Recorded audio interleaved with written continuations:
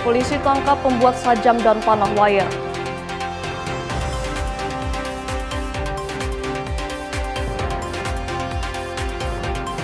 Pemkab Toli-Toli hibahkan tanah untuk kantor imigrasi.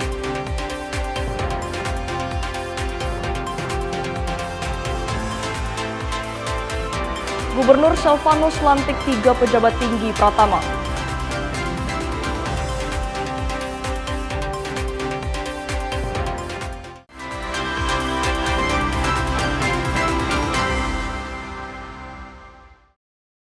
Selamat pagi saudara, kita berjumpa kembali dalam program Kompas Pagi. Selain 3 sorotan tadi, Anda juga bisa menikmati beragam informasi menarik lainnya yang dihimpun tim redaksi Kompas TV. Bersama saya Megumi Sumah, inilah Kompas Pagi selengkapnya, hanya di Kompas TV, independen, terpercaya.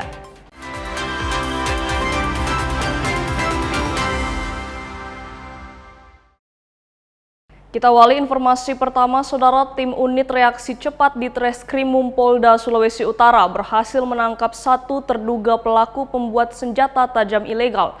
Pelaku berhasil ditangkap di rumah produksinya di Desa Matungkas, Kabupaten Minahasa Utara pada Jumat lalu.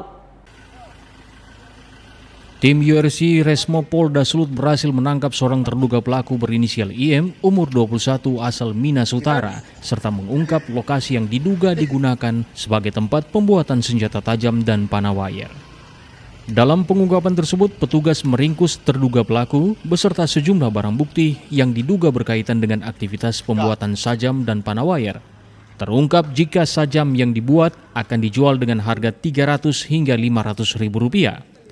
Seluruh barang bukti ini kini diamankan untuk kepentingan penyidikan dan pengembangan lebih lanjut, termasuk menelusuri kemungkinan adanya pihak lain yang terlibat. Mendapatkan informasi adanya pembuatan sajam yang bukan peruntukannya. Nah, dalam hal ini kita dapat melihat meningkatnya kasus penikaman di wilayah Sulawesi Utara. Ada beberapa faktor yang menyebabkannya. Pertama dari miras. Yang kedua dari sajam ini. Pembuat ini berinisial IM, umur 21 tahun, yang ditemukan di daerah Minahasa Utara di salah satu perumahan viola. Mata panah wayar yang sudah disiapkan bahan-bahan. Nah, ini yang sering dipakai untuk perkelahian antar kampung ataupun antar anak muda yang sedang mabuk-mabukan. Pelaku dijerat pasal 2 Undang-Undang Darurat Nomor 12 Tahun 1951 tentang senjata api dan senjata tajam dengan ancaman hukuman maksimal 10 tahun penjara. Jimmy Dapar, Kompas TV Manado, Sulawesi Utara. Saudara, seorang perempuan pengelola arisan di Gorontalo dilaporkan ke Polda Gorontalo atas dugaan penipuan. Jumlah korban arisan bodong ini diduga mencapai ratusan orang dengan total kerugian miliaran rupiah. 5 orang korban didampingi kuasa hukum mendatangi SPKT Polda Gorontalo untuk melaporkan dugaan penipuan arisan bodong. Para pelaku mengaku pengelola arisan tidak lagi memenuhi kewajibannya dan sulit dihubungi. Meski baru 5 orang yang melapor, kuasa hukum menyebut jumlah korban diduga mencapai ratusan orang. Nilai kerugian korban bervariasi, mulai dari belasan hingga ratusan juta rupiah, dengan total kerugian seluruh korban ditaksir mencapai miliaran rupiah.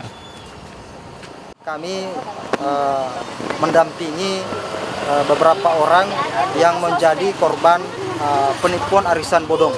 Untuk korban cukup banyak, ada ratusan orang, dan kami prediksi kerugian seluruh korban itu mencapai miliaran rupiah.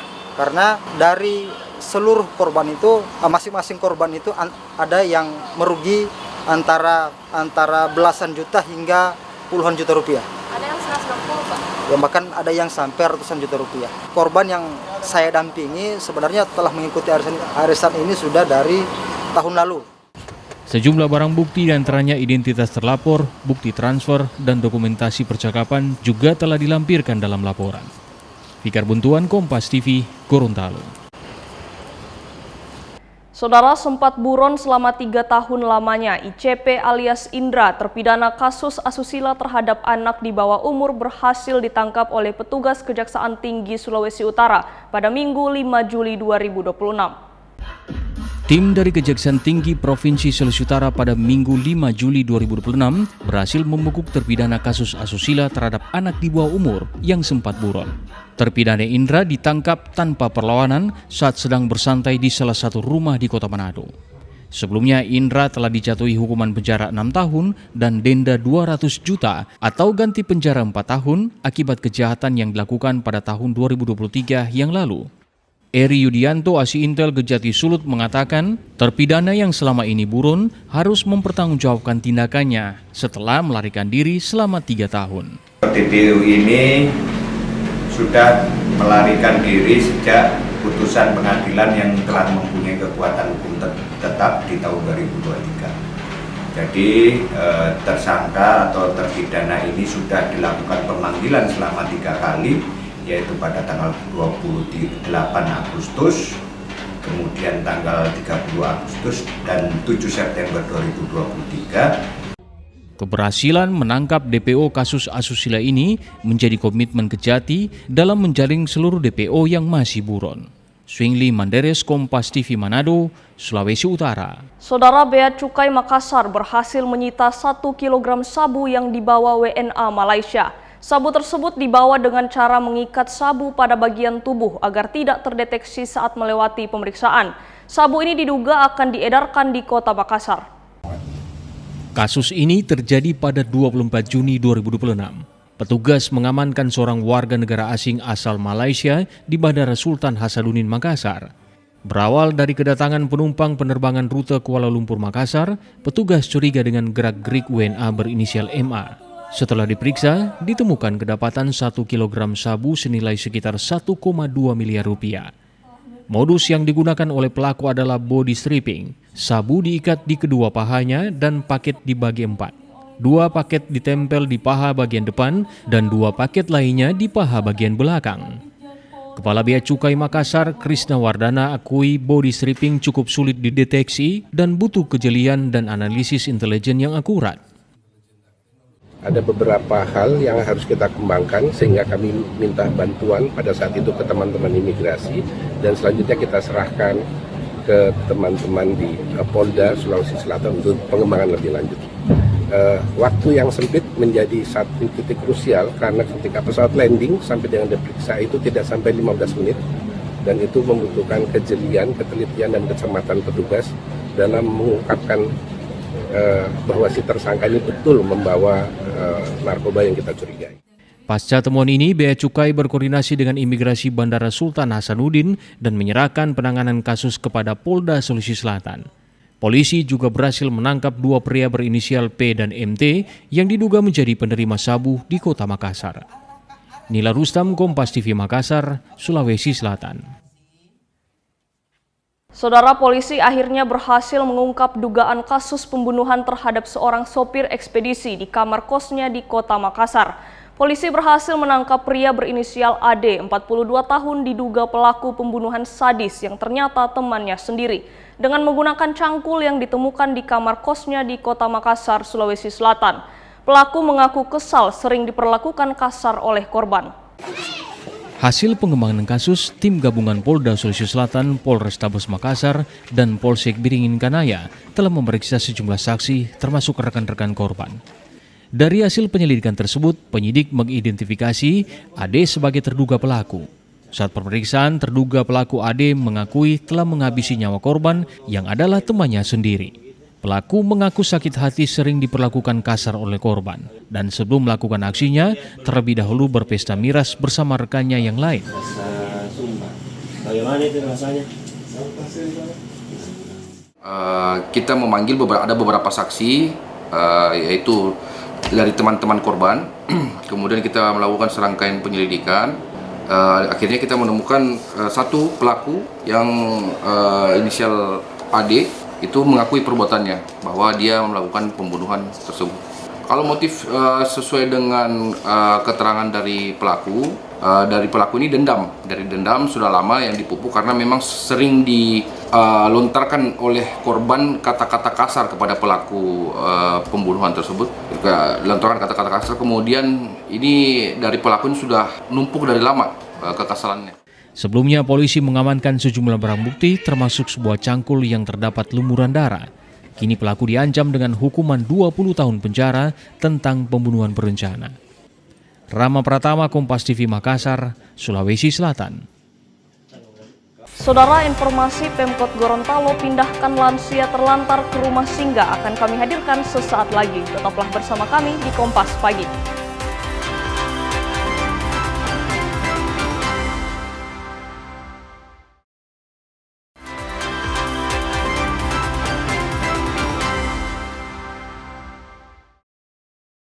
Terima kasih Anda masih bersama kami di Kompas Pagi. Saudara, BMKG Klimatologi Kelas 2 Sulawesi Utara mengingatkan adanya potensi kekeringan ekstrim hingga krisis air bersih saat musim kemarau terjadi bersamaan dengan El Nino di wilayah Sulawesi Utara. Kondisi ini dijelaskan BMKG perlu diperhatikan secara serius dari pemerintah dan masyarakat.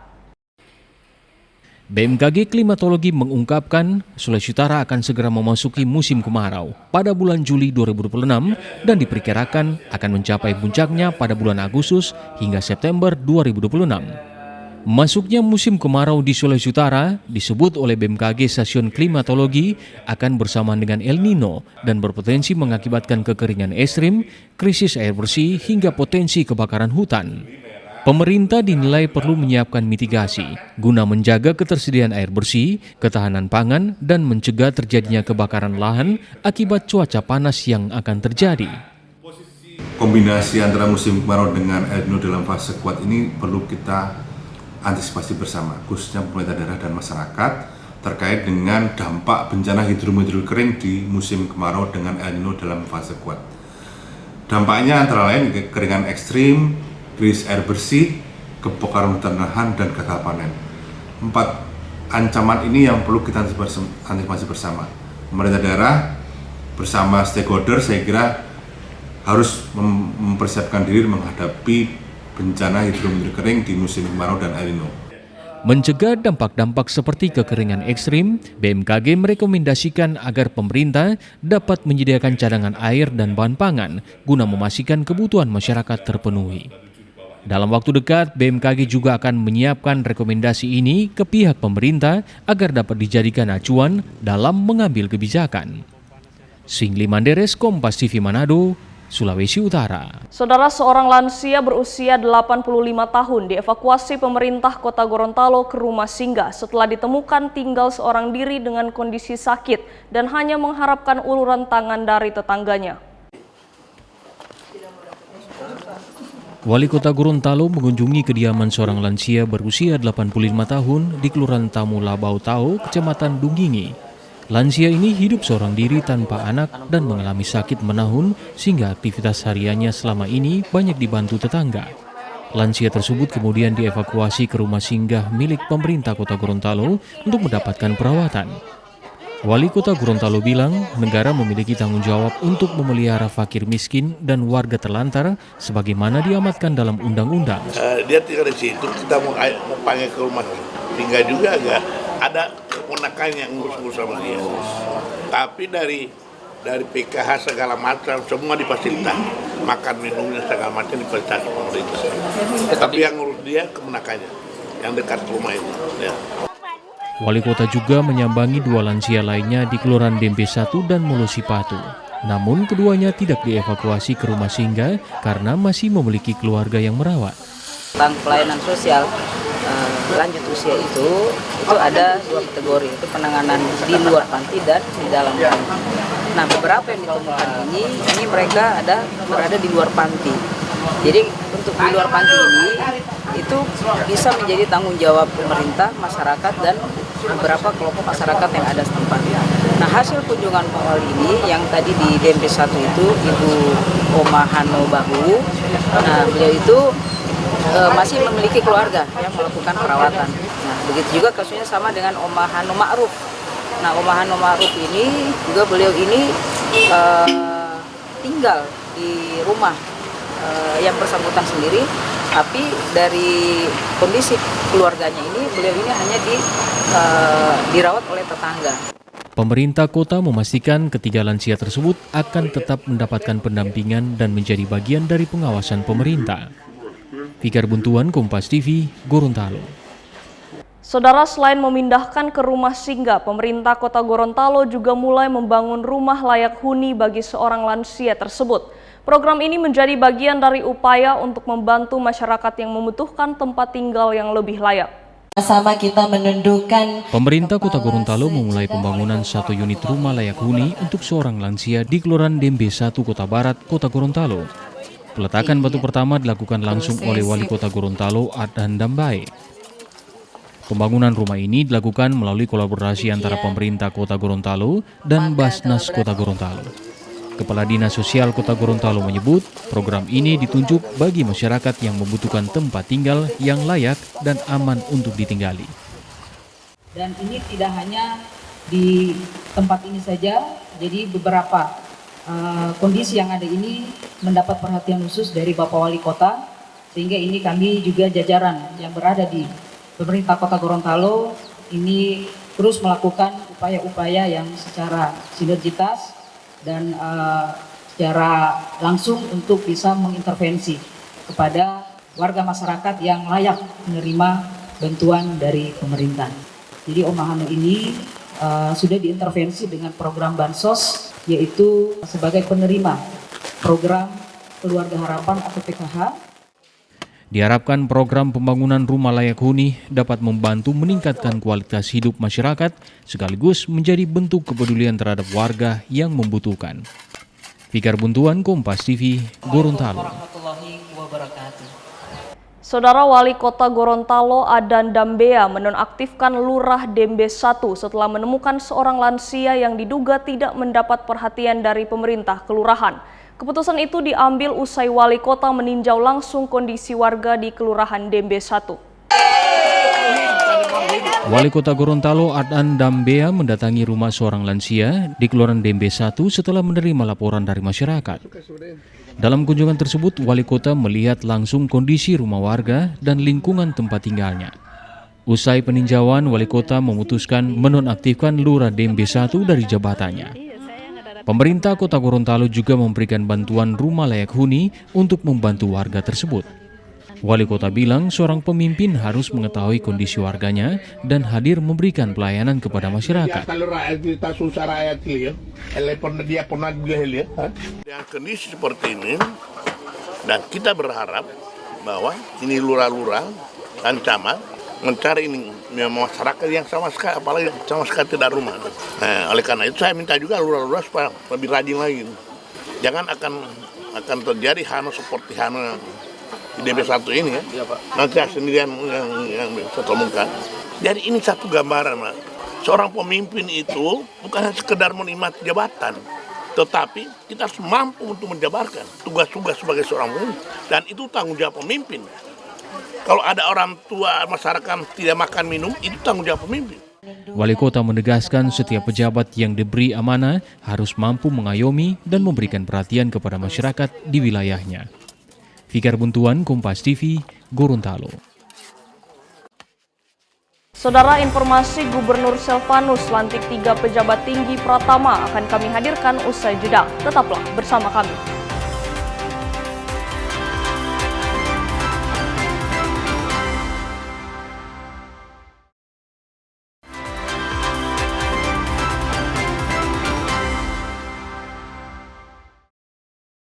Saya Megumi Suma dan Anda masih bersama kami di Kompas Pagi.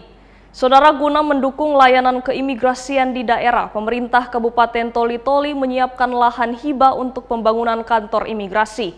Administrasi serah terima hibah sedang berproses dan jika sudah rampung, pembangunan gedung akan segera dimulai serta siap menyerap tenaga kerja lokal. Kantor Imigrasi Kelas 1 Tempat Pemeriksaan Imigrasi atau TPI Palu menerima kunjungan kerja Bupati dan Ketua DPRD Toli-Toli. Pertemuan tersebut khusus membahas kesiapan lahan hibah untuk pembangunan kantor imigrasi di Kabupaten Toli-Toli. Bupati Toli-Toli Amran Yahya bilang, keberadaan kantor imigrasi di Toli-Toli akan sangat membantu masyarakat dalam pengurusan paspor, khususnya bagi warga yang akan melakukan perjalanan ibadah haji dan umroh. Alhamdulillah setelah saya rapat, saya sudah siapkan lokasinya.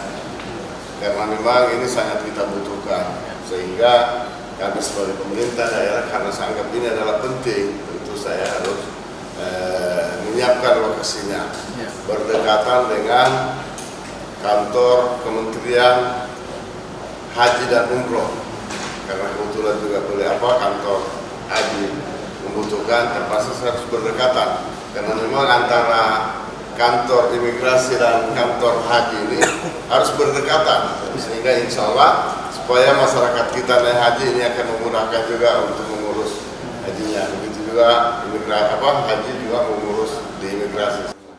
Kepala Kantor Imigrasi Kelas 1 TPI Palu Muhammad Akmal bilang, jika pembangunannya sudah rampung, operasional kantor imigrasi ini akan menyerap tenaga kerja lokal dari wilayah Toli-Toli. Dipersiapkan personil untuk sementara bertugas di daerah Toli-Toli, kan ada tenaga kafir.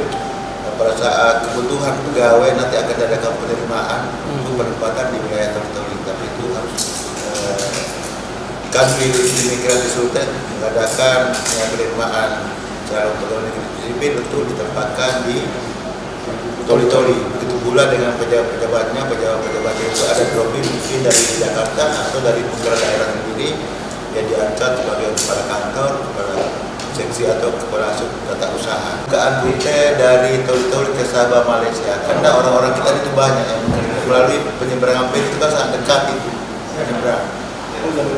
Jalur laut. Ya tidak ada kemungkinan juga bisa dipakai jalur udara, kan tergantung dari pemerintah daerah yang meminta ke sana kerjasamanya. Kini proses administrasi hibah lahan masih terus berjalan. Langkah ini mendapat dukungan penuh dari DPRD Kabupaten Toli-Toli guna mengoptimalkan pelayanan, mengurus paspor, serta layanan keimigrasian lainnya. Alrim Talara, Kompas TV Palu, Sulawesi Tengah. Saudara Gubernur Sulawesi Utara Julius Salvanus resmi melantik 3 pelaksana tugas di lingkungan pemerintah provinsi sebagai pejabat definitif. Usai pelantikan, Gubernur menekankan agar para pejabat tinggi yang baru dilantik untuk bekerja lebih baik. Pelantikan berlangsung di Wisma Negara pada Selasa malam 7 Juli 2026. Dihadiri puluhan pejabat tinggi di lingkungan pemerintah Provinsi Sulawesi Utara. Ketiga pejabat yang dilantik adalah Hendrik Ruben Tendean sebagai Kepala Dinas Perindustrian dan Perdagangan, Franky Alexander Tintingon sebagai Kepala Badan Pengembangan SDM, dan William Niklas Silangen sebagai Sekretaris DPRD Sulut. Gubernur meminta agar ketiga pejabat tinggi yang baru tersebut dapat meningkatkan kinerja mereka dalam mengemban tugas yang dipercayakan. Jadi bekerja bersungguh-sungguh kembali, ya, jangan sudah definitif santai-santai, sudah merdeka. Justru sudah definitif beban tugasmu lebih, ya, termasuk ibu-ibunya nih. Sementara William Niklas Silangen, Sekretaris DPRD Sulut, mengaku bangga usai dilantik sebagai pejabat definitif, apalagi dirinya telah melalui proses penjaringan yang ketat serta telah mengemban tugas PLT Sekretaris DPRD Sulut selama 2 tahun. Memang mekanisme itu ada 3 nama yang diajukan oleh Pak Gubernur, dan sesuai rapat pimpinan DPRD, saya yang direkomendasikan untuk menjadi definitif sebagai Sekretaris DPRD. Saya PLT 2 tahun 2 bulan, jadi mulai dari bulan Mei 2024, dan puji Tuhan hari ini sudah mendapat kepercayaan dari Pak Gubernur sebagai definitif Sekretaris DPRD.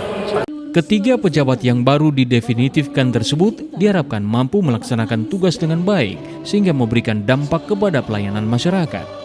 Swingli Manderes, Kompas TV Manado, Sulawesi Utara.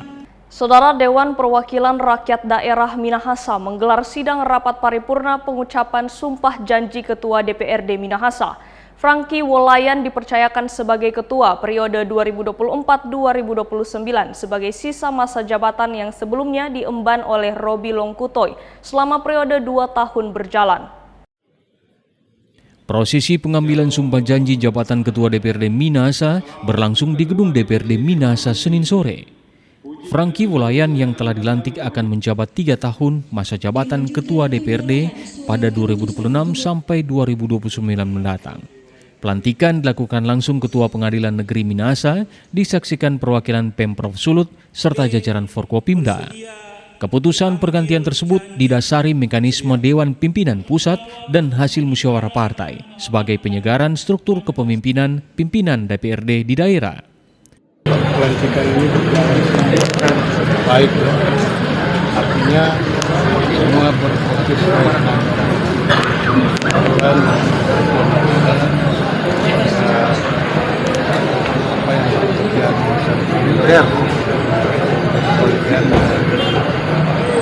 bagian sudah kepada masyarakat dengan terlaksana sistem pemerintahan negara.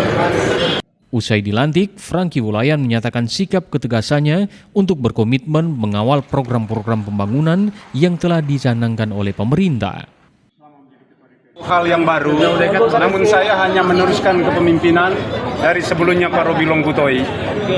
Dan saya akan melanjutkan dari periode 2026 ini sampai 2029.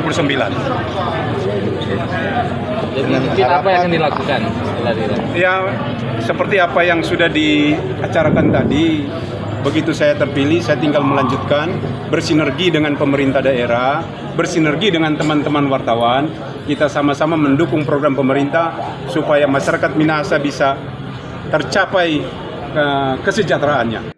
Pelantikan Franky Wulayan sebagai Ketua DPRD menjadi tonggak baru pada komposisi kepemimpinan legislatif di Minahasa dengan harapan dapat menjadi lembaga yang optimal dalam menjalankan fungsi pengawasan, budgeting, pembentukan perda, serta mengawal semua aspirasi masyarakat.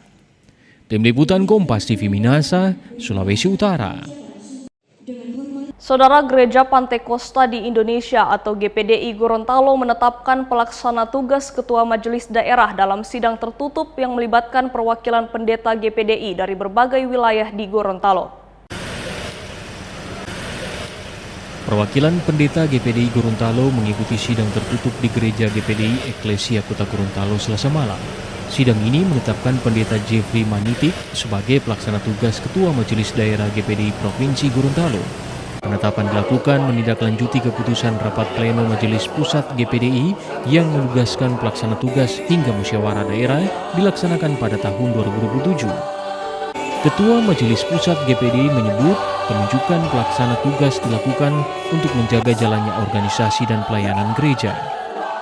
Karena terjadi kekosongan Ketua Majelis Daerah di Gorontalo ini, maka sesuai dengan hasil rapat pleno di Surabaya pada tanggal 15 bulan Juni yang lalu, Majelis Pusat menunjuk kepada Saudara Pendeta Jeffrey Manitik untuk sebagai PLT pelaksana tugas. Jadi kita melaksanakannya dengan kekeluargaan, dengan suasana yang tenang, dengan kerukunan dan dengan semangat untuk bersama-sama bekerja dalam pelayanan ini, memajukan pekerjaan Tuhan di Gorontalo, khususnya GPDI. Sementara PLT Ketua Majelis Daerah GPDI Gorontalo menyebut akan menjalankan program organisasi, menjaga stabilitas pelayanan, serta membangun sinergi dengan pemerintah dan masyarakat. Sebagai PLT Ketua Majelis Daerah Provinsi Gorontalo, melanjutkan di gereja kita setiap 5 tahun kan itu ada agenda musyawarah daerah untuk memilih ketua majelis daerah yang baru. Dan tentu di sisa waktu ini saya dipercayakan untuk melanjutkan program baik secara internal gereja kita dan tentu akan bersinergi dengan pemerintah, baik pemerintah provinsi pun pemerintah daerah, karena ini skala provinsi. Saya kira itu, dan ada program-program yang akan nanti menyusul bersama dengan teman-teman majelis daerah. Melalui kepemimpinan sementara ini, GPDI Gorontalo berharap pelayanan dan pengabdian kepada masyarakat dapat terus berjalan hingga musyawarah daerah digelar pada 2027. Fikar Buntuan, Kompas TV, Gorontalo. Saudara, usai jeda kami akan kembali dengan informasi dari sejumlah daerah di Indonesia Timur. Tetaplah bersama kami di Kompas Pagi.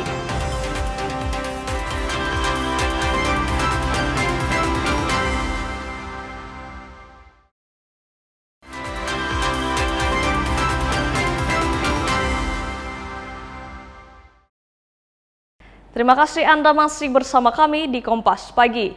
Saudara, pasca penertiban belasan pedagang kaki lima atau PKL yang sebelumnya berjualan di depan Benteng Rotterdam Makassar mulai berjualan di Pasar Baru. Mereka direlokasi oleh PD Pasar Makassar Raya agar bisa tetap berjualan dan tidak lagi menggunakan trotoar. Belasan pedagang kaki lima mulai menempati lapak relokasi yang disediakan PD Pasar Makassar Raya di depan Pasar Baru. Mereka adalah penjual es kelapa yang sebelumnya ditertibkan oleh pemerintah Kota Makassar karena berjualan di sekitar Benteng Rotterdam dan menguasai trotoar yang menyebabkan akses pejalan kaki tertutup oleh lapak mereka. Kini sekitar 18 pedagang lama dan 2 pedagang baru menggunakan tenda yang disiapkan oleh PD Pasar Makassar Raya. Meski masih beradaptasi dengan lokasi berjualan yang baru, pedagang mulai berjualan dan berharap lokasi baru ini tetap bisa menarik pembeli, utamanya wisatawan yang berwisata di sekitar Benteng Rotterdam. Pak, Bu, ya namanya baru itu pasti beradaptasi. Tapi alhamdulillah sudah mulai ada langganan di sini. Berapa tempat kita dapat di sini, Bu? Terus selama ini kita sekarang juga berjualan apa di sini saja? Kelapa, es teler, es kelapa, sama kelapa. Iya, langgananku ini. Oh ya, berarti sudah mulai Sudah berapa hari mungkin Bu di sini? 1 minggu lebih. 1 minggu lebih. Ada yang 10 hari. 10 hari. Direktur Operasional PD Pasar Makassar Raya Rusli Patara bilang, PD Pasar memberikan lapak gratis ini sebagai upaya membantu PKL yang sebelumnya ditertibkan. PD Pasar juga tidak akan memungut retribusi selama beberapa bulan ke depan. Dari 18 pedagang kelapa yang ditertibkan, alhamdulillah di sini sudah 20 pedagang kelapa yang berjualan. Artinya ada penambahan 2 pedagang baru untuk di pasar Kampung Baru ini untuk melakukan proses jual beli kelapa muda ini. Retribusi yang dipungut di sini apa saja, Pak? Untuk saat ini kami tidak ada retribusi. Artinya biarkan pedagang melakukan proses jual beli secara nyaman, aman, tanpa retribusi sehingga pedagang ini bisa betah di sini. Pemerintah kota terus berupaya mengembalikan fungsi fasilitas umum dan fasilitas sosial yang selama ini digunakan oleh PKL untuk berjualan, utamanya trotoar dan mengembalikan hak pejalan kaki. Nila Rustam, Kompas TV Makassar, Sulawesi Selatan. Saudara, harga kebutuhan pokok di sejumlah pasar tradisional Terong di Kota Makassar relatif stabil.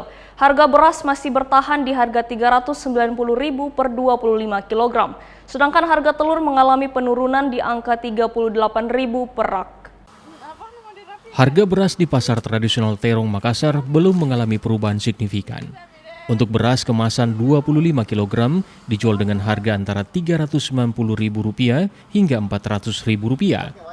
Sementara itu untuk beras ukuran 10 kg dijual dengan harga berkisar Rp150.000 hingga Rp160.000 per kemasannya. Berbeda dengan harga beras, harga telur ayam justru mengalami penurunan. Jika sebelumnya harga telur berada di kisaran Rp40.000 per rak, kini turun menjadi Rp38.000 per rak. Menurut pedagang, penurunan harga telur dipengaruhi oleh meningkatnya pasokan di pasaran, sehingga pasokan menjadi lebih melimpah dibandingkan sebelumnya. Masih sama yang kemarin, Kak. Itu harga berapa itu? Dari harga 390 sampai 400. Itu beras berapa? 25 kilo. Kalau yang 10 kilo? Dari harga 150 sampai 160. Kalau untuk harga telur sendiri bagaimana? Turun nih. Itu telur dari sekarang berapa? mulai turun. Dari harga 40 sekarang jadi 38. Itu per rak? Iya. Itu alasannya sudah turun kenapa? Mungkin banyak stoknya, Kak. Sudah banyak, Dik? Iya. Selain dua komoditi tersebut, bahan pokok dan bumbu dapur lainnya masih belum ada pergerakan. Pedagang menyebut jumlah pembeli masih berada pada kondisi yang relatif stabil dan tidak mengalami perubahan. Rama Pratama, Kompas TV Makassar, Sulawesi Selatan. Saudara, warga pesisir Kabupaten Sarmi dan Biak dihebohkan dengan kemunculan ribuan batu apung yang memanjang di sepanjang garis pantai. Fenomena langka ini sempat memicu berbagai spekulasi di tengah masyarakat. Namun BMKG memastikan kemunculan batu apung tersebut merupakan fenomena alam yang berkaitan dengan aktivitas vulkanik di Papua Nugini. fenomena alam, fenomena langka. Hamparan batu apung terlihat memenuhi perairan dan bibir pantai di sejumlah wilayah pesisir Sarmi dan Biak, Papua. Material berwarna abu-abu ini membentang hingga ratusan meter dan menjadi perhatian warga yang mendatangi untuk melihat langsung fenomena tersebut. Menurut perakirawan BMKG Stasiun Maritim Jayapura, Hanif, batu apung diduga berasal dari material vulkanik akibat aktivitas gunung api di Papua Nugini. Hasil analisis BMKG menunjukkan arus laut saat itu bergerak dari timur ke barat melintasi perairan Jayapura, Sarmi hingga Biak. Arus inilah yang membawa material batu apung hingga akhirnya terdampar di pesisir pantai. Fenomena munculnya bebatuan atau kerikil batu apung di wilayah perairan sekitar Sarmi dan Biak merupakan fenomena yang terjadi diduga akibat adanya aktivitas gunung berapi di wilayah sekitar Papua Nugini. Kondisi tersebut bisa kami sebutkan dan didukung oleh data kami di sekitar tanggal tersebut. Data arus atau data arus laut ini bergerak dari arah timur menuju ke arah barat, itu melewati daerah sekitar perairan Jayapura, perairan Sarmi hingga perairan Biak. Jadi kondisi tersebut sangat mendukung pergerakan arus laut sehingga batu-batuan yang terjadi aktivitas gunung berapi di wilayah dari Papua Nugini itu bisa terbawa oleh arus hingga di perairan atau pesisir pantai daerah Sarmi dan perairan Biak.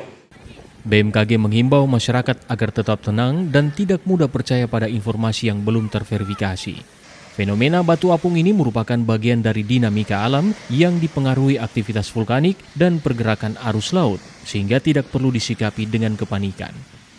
Vindi Ragmeni, Kompas TV Jayapura, Papua. Saudara, Dewan Kerajinan Nasional atau Dekranaz akan menggelar puncak peringatan Hari Ulang Tahun ke-46 di Kota Makassar, Sulawesi Selatan pada 9-12 Juli 2026. Kegiatan ini menjadi momentum strategis untuk mempromosikan kekayaan kerajinan, wastra, kuliner Nusantara, serta mendongkrak daya saing UMKM di pasar global. Makassar, Sulawesi Selatan menjadi tuan rumah puncak peringatan Hari Ulang Tahun ke-46 Dewan Kerajinan Nasional atau Dekranaz. Ajang berskala nasional ini akan berlangsung di Trans Studio Mall Makassar pada 9 Juli hingga 12 Juli 2026. Dengan mengusung tema Cipta Kiraya Berkelanjutan, perajin mendunia menjadi momentum strategis untuk mempromosikan kekayaan kerajinan, wastra, kuliner Nusantara, serta mendongkrak daya saing UMKM di pasar global. Ketua Panitia HUT ke-46 Dekranaz, Sukarniati Kondolele mengatakan, pameran dan peringatan HUT Dekranaz akan dibuka oleh Ketua Umum Dekranaz, Selvi Gibran Rakabuming. Selama 4 hari pelaksanaan, pameran akan diisi dengan berbagai kegiatan seperti talk show ekonomi kreatif, lokakarya, penampilan seni budaya, permainan interaktif, hingga peragaan busana. Berkaitan dengan acara puncak dan pameran pada kesempatan ini adalah HUT Dekranaz ke-46 atau dikatakan Dekranaz ke-46 tahun, yang mana tema pada tahun ke-46 ini untuk HUT-nya Dekranaz adalah Cipta Kiraya Berkelanjutan, Perajin Mendunia. Seperti itu. Jadi banyak harapan dari tema ini sehingga kita pun juga mengusung pameran yang tentu saja substansinya berkaitan dengan wastra dan kriya. Pelaksanaan pameran yang digelar di mall menjadi yang pertama dalam sejarah HUT Dekranaz. Pemilihan pusat perbelanjaan dilakukan agar produk UMKM lebih dekat dengan masyarakat dan menjangkau pengunjung yang lebih beragam, termasuk kalangan muda. Arif Tirtana, Kompas TV Makassar, Sulawesi Selatan. Informasi tadi menutup perjumpaan kita dalam program Kompas Pagi. Saya Megumi Suma bersama kru yang bertugas mengucapkan terima kasih atas kebersamaan Anda. Tetap saksikan rangkaian program berita di Kompas TV Independen, terpercaya.